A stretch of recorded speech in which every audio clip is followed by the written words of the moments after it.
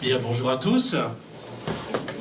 Voilà, heureux de vous saluer, heureux de vous voir si nombreux cet après-midi. Merci d'avoir pris cette journée pour partager, réfléchir ensemble sur ce sujet si important de la première annonce. Je remercie le Père Pietro d'être venu en l'entendant parler tout à l'heure à propos de la boule. Une petite histoire m'est revenue immédiatement à la mémoire. Le jour de l'installation de Monseigneur Jean-Paul Jamm à la cathédrale, il y a 6 ans, le nonce apostolique, qui est italien, vient me voir dans la sacristie et m'ont dit « Mais père, j'ai la boule !» J'ai la boule. Oui, j'ai la boule. Vous avez la boule? Et au moment, un éclair de génie, comme on en a une fois de temps en temps, il dit « Ah, la bulle !» Oui, j'ai la boule. C'était la bulle pour la nomination de notre évêque. Merci d'avoir pris du temps cette journée pour venir rencontrer cette assemblée dans la diversité de vos missions. Alors, Monseigneur Jean-Paul Jamm est absent, il est sur la route, sur le retour de Lourdes, puisque la conférence épiscopale se terminait ce matin à 11h, et il m'a chargé de vous dire son amitié, sa communion. Il aurait certainement été très heureux de partager cette journée pour vous entendre, suite bien sûr à sa lettre pastorale, pour entendre vos réflexions. Alors quand l'évêque n'est pas là, il envoie Barnabé, quoi. Donc je suis là pour non pas clore cette journée, mais pour vous proposer bien fraternellement, amicalement, quelques pistes de réflexion, non pas pour conclure du tout, mais vraiment pour ouvrir. Alors j'ai noté simplement 4 réflexions que je vais essayer d'articuler les unes aux autres. J'aimerais tout d'abord souligner la cohérence de votre réflexion, de vos échanges aujourd'hui, de votre recherche, cohérence de votre réflexion avec, d'une part, la lettre de notre évêque, mais bien sûr aussi avec l'exhortation du pape François. Si Benoît XVI avait réfléchi principalement sur la cause de la première annonce, annoncer le Christ, et sa réflexion était vraiment centrée autour du Christ, qu'il faut annoncer, célébrer, dont il nous faut être les témoins en vivant de sa foi et de la vie du Seigneur. Le pape François, de façon complémentaire, mais d'un autre point de vue, nous aide à réfléchir, lui, sur les fruits, sur les conséquences de l'évangélisation, de cette première annonce. Et l'un des fruits, c'est la joie. C'est la joie. La joie est bien un des fruits de l'annonce, comme l'évangile est aussi une invitation au bonheur. La première annonce a en effet le goût de la joie, et vous l'avez dit de façon assez forte en début d'après-midi. Le pape François, dans une encyclique que vous n'avez peut-être pas lue, parce que c'était l'un de ses tout premiers textes, l'encyclique s'appelle Lumen Fidei, citait cette belle expression de Saint Justin, par laquelle il dit que Marie, en acceptant le message de l'ange, a conçu à la fois foi et joie. Marie a conçu en même temps foi et joie. Et on le sait, il y a une belle ligne de continuité entre la joie de l'Évangile et la lettre pastorale de l'évêque. Cette lettre qui veut mettre, d'une certaine manière, en musique, en œuvre, en acte, la joie de l'Évangile dans notre diocèse, avec la double invitation du pape, bien sûr, à sortir. Sortons pour offrir à tous la vie de Jésus-Christ, sortir vers les périphéries. Et lorsque l'on étudie la lettre du pape François, on sait qu'il y a 3 types de périphérie, les périphéries géographiques, ceux qui sont loin, à distance, de l'autre côté du monde, ou dans nos diocèses, ceux que l'on n'arrive pas à rejoindre géographiquement, physiquement. Périphérie géographique. Il y a aussi les périphéries existentielles, ceux qui sont en souffrance, en épreuve, en tension intérieure, dans un état de solitude. Enfin voilà, les périphéries existentielles. Et puis il y a aussi les périphéries spirituelles, ceux qui sont en quête, en recherche de sens, de dignité, de foi. Donc, sortir vers les périphéries. Et deuxième aspect, et on l'a certainement évoqué plus d'une fois aujourd'hui, soigner la qualité de nos rencontres, comme catéchistes, comme personnes accompagnant des familles en deuil, dans nos EAP, dans l'enseignement catholique, dans les différentes missions qui sont les nôtres. La première annonce, on le sait bien, ne se mesure pas en effet dans le nombre de mails envoyés ou dans les kilos de papier qui vont être distribués, mais bien dans la qualité de nos rencontres. La qualité de nos rencontres. Comment aller à la rencontre avec au cœur une qualité d'attention, d'écoute. Je porte le prénom de Benoît. La règle de Saint Benoît commence par un verbe, écoute, et elle se termine par un autre verbe, tu parviendras. Toute la règle de Saint Benoît est construite ainsi. Écoute, tu parviendras. Qualité d'écoute, de proximité, de dialogue, entrer en conversation en y mettant ce que le pape appelle la révolution de la tendresse. Et il a dans son exhortation apostolique, la joie de l'évangile, une petite phrase qui me paraît très belle quand on parle de la rencontre. Je le cite, c'est au numéro 88. L'évangile nous invite toujours à courir le risque de la rencontre avec le visage de l'autre, avec sa présence physique qui interpelle, avec sa souffrance et ses demandes, avec sa joie contagieuse, comme dans un constant corps à corps.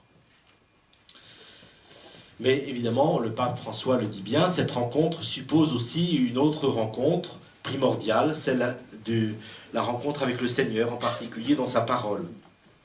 Et dans la lettre pastorale qu'il nous a offerte, notre évêque, Monseigneur James, évoque cette qualité de la rencontre, en particulier, vous le savez bien, dans le premier chapitre, dans ce dialogue entre Pierre et Corneille. Sortir et rencontrer. Voilà, c'est pour souligner la cohérence de votre réflexion, de votre démarche entre l'exhortation du pape, la lettre de l'évêque et votre recherche. Deuxième réflexion, je reviens sur cette audace nouvelle. Audace nouvelle pour annoncer, pour vivre cette première annonce de la parole. Alors un aspect essentiel sur lequel vous vous êtes arrêté, en lien avec vos missions diverses, c'est que le pape souligne, je le cite, l'importance d'une annonce explicite. Alors après, il faut s'interroger sur le sens du mot explicite. Je cite François au numéro 110. Il ne peut y avoir de véritable évangélisation sans annonce explicite que Jésus est Seigneur et sans qu'il n'existe un primat de l'annonce de Jésus-Christ dans toute activité d'évangélisation. Donc une première annonce qui donne lieu également au cheminement avec les étapes, les progressions, la dynamique graduelle qui ont été évoquées tout à l'heure. La gradualité de la croissance, de la relation, de la rencontre. Vous connaissez sans doute évidemment très bien la finale de l'évangile de Jean, Jean 21, ce dialogue entre Pierre et Jésus, entre Jésus et Pierre. Pierre m'aimes-tu? 3 questions. Mais forcément, le mot aimer est faible en français. Parce que on peut dire de la même façon, j'aime mon épouse et j'aime un éclair au café. Voilà, c'est le même mot pour dire, alors que la réalité est quand même différente. Alors, dans le texte grec, voilà comment les choses se disent. Vous savez qu'il y a trois mots pour dire l'amour. Il y a l'amour Eros, l'amour d'Eros, l'amour des corps, l'amour de Philia, l'amitié, et l'amour d'Agapé, spirituel. Alors voilà ce que ça donne dans le texte grec. Pierre, m'aimes-tu d'un amour d'Agapé, animé par l'esprit? Oui, Seigneur, tu es un bon ami. Je t'aime d'un amour de Philia. Non, non. Pierre, m'aimes-tu d'un amour d'Agapé? Seigneur, je viens de te le dire. Je t'aime, mais t'es un bon copain, t'es un ami. Un amour de Philia. Troisième question de Jésus. Pierre, m'aimes-tu d'un amour de Philia, d'amitié? Et Pierre lui répond, bah oui, je viens de te le dire. Je t'aime d'un amour d'amitié, de Philia. Et Jésus dit, viens et suis-moi. Jésus a montré l'horizon, mais il a rejoint aussitôt Pierre là où il est, et non pas là où il voudrait éventuellement qu'il soit rendu. La place du compagnonnage. Cette annonce passe aussi par la proximité, par le compagnonnage, par notre témoignage. Être. Alors, ceux et celles qui sont catéchistes ont reçu ce très beau texte du pape François. Chers catéchistes, merci beaucoup. C'était lors d'un congrès international à Rome en septembre 2013. Alors, ce qu'il dit est vrai pour les catéchistes, mais ce qu'il dit est vrai pour chacun et chacune d'entre nous. Il dit, attention, je n'ai pas dit faire le catéchiste, mais être catéchiste, parce que cela engage la vie. Et puis il prolonge. On conduit à la rencontre avec Jésus par les paroles et par la vie, par le témoignage. Rappelez-vous, il cite Benoît XVI, l'Église ne grandit pas par le prosélytisme, elle grandit par attraction. Et ce qui attire, c'est le témoignage. Être catéchiste signifie donner le témoignage de la foi, être cohérent dans sa vie. Cette première annonce passe donc peut-être par des mots, mais on l'a évoqué évidemment par notre témoignage, en particulier par la façon dont nous pouvons rejoindre ceux et celles qui sont devant nous, à côté de nous. Je pense à ceux qui parmi vous sont au service des jeunes et des enfants. Comment rejoindre la culture des jeunes et des enfants d'aujourd'hui? Et dans l'exhortation du pape, François insiste beaucoup sur la place de la culture, des cultures. L'être humain est toujours situé dans un lieu, dans un temps, dans une histoire, dans un contexte. Je cite le pape. La grâce suppose la culture et le don de Dieu s'incarne dans la culture de la personne qui la reçoit. L'évangélisation, la première annonce, suppose une inculturation. Quand un peuple, dit le pape, a inculturé l'évangile dans son processus de transmission culturelle, il transmet la foi de façon toujours nouvelle. D'où l'importance, dit François, de l'évangélisation, de la première annonce, comprise aussi comme une inculturation. Jean-Paul II, avec d'autres mots, disait qu'il fallait parler la langue de Dieu dans les langues des hommes et des femmes de notre temps. Alors, comment est-ce qu'on est attentif, quand on est avec des jeunes, par exemple, à l'ambiance, à la déco, à la bouffe? Excusez-moi, c'est important, la nourriture, voilà, la musique, les illustrations. On a parlé tout à l'heure du vocabulaire. Cette première annonce suppose donc une inculturation qui a pour centralité le kérigme. Alors peut-être l'avez-vous évoqué aujourd'hui, je ne sais pas, mais il y a page, enfin, il ne faut pas dire la page, mais au numéro 166 de l'exhortation de la joie de l'Évangile, un petit paragraphe qui est très, très fort, me semble-t-il, pour illustrer la centralité du kérigme, avec les mots du pape François. Je le cite, c'est le numéro 165. 165. La centralité du kérigme demande certaines caractéristiques de l'annonce, qui aujourd'hui sont nécessaires en tout lieu. Et il cite 4 caractéristiques de l'annonce. Elle exprime l'amour salvifique de Dieu préalable à l'obligation morale et religieuse. Voilà. Elle exprime l'amour salvifique de Dieu comme préalable à l'obligation morale et religieuse. Deuxièmement, qu'elle n'impose pas la vérité et qu'elle fasse appel à la liberté. Troisièmement, qu'elle possède certaines notes de joie, d'encouragement et de vitalité.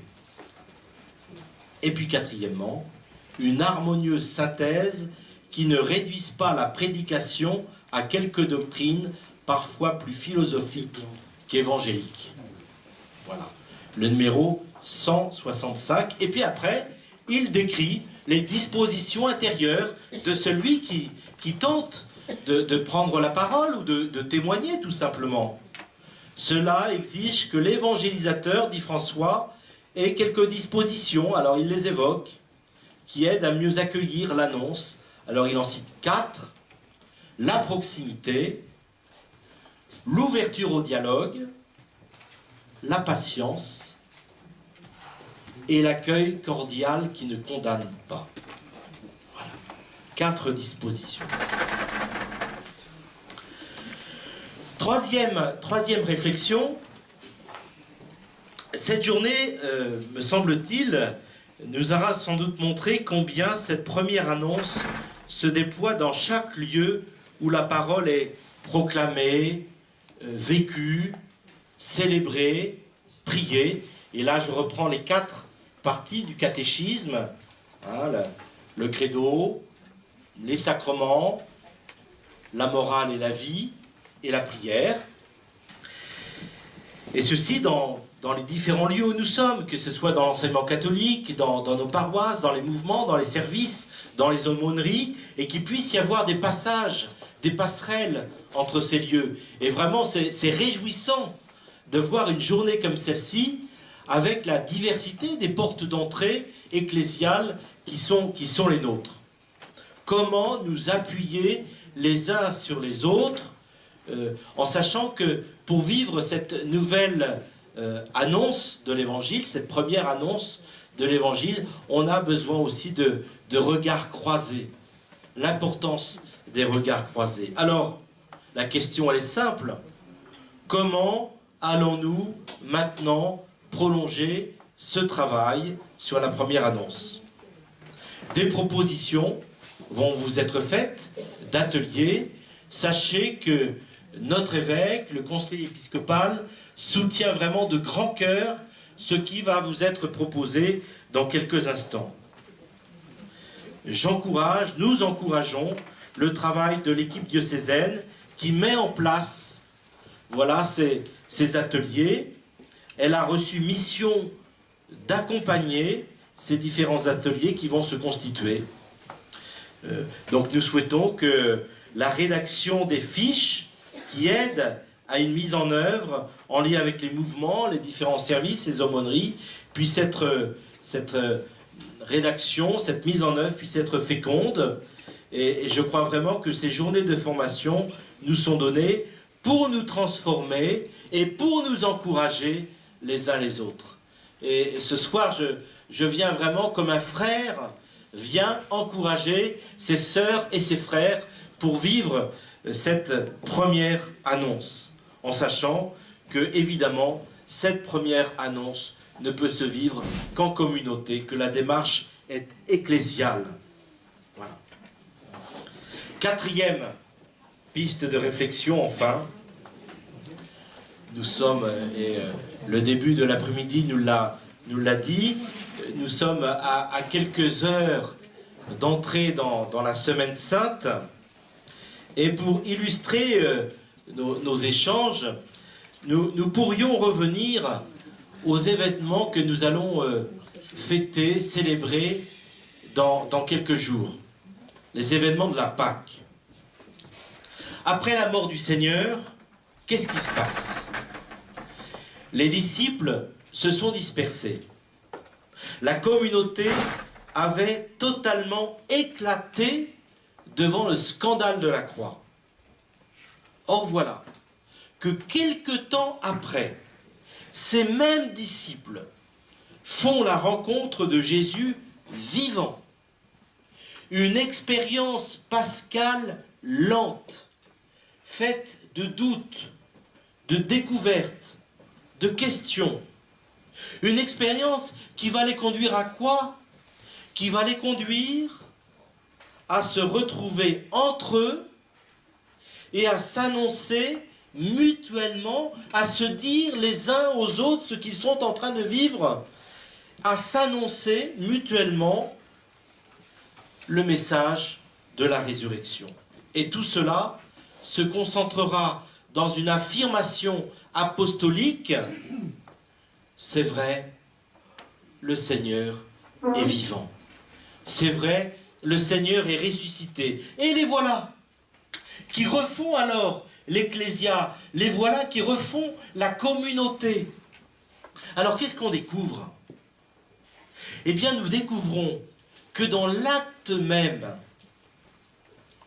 de se dire, de s'annoncer les uns aux autres la bonne nouvelle, de s'annoncer mutuellement la vie, l'amour, la résurrection de Jésus, l'Église prend corps.